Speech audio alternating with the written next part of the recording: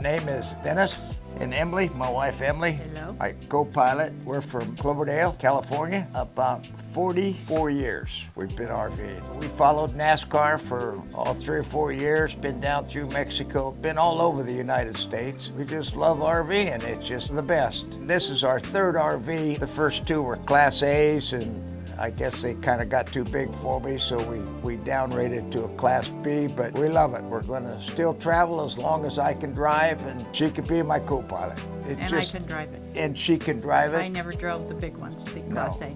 This one I can drive just like a pickup. I love the leisure, but I didn't realize how low they were to the ground. And I said, this has got to be raised so we can be a little more comfortable and easier to get to things. I had a good friend of mine, Larry Pinnaker, and he was from down this area. He said, this is the place you want to go. I looked it up, decided that this looked like it's very reliable. Here we are, and tickled to death. When Jeremy got through with it, it's just unbelievable how it handles, you know, with being as tall as it is, and it's just unreal. And the ride has improved considerably.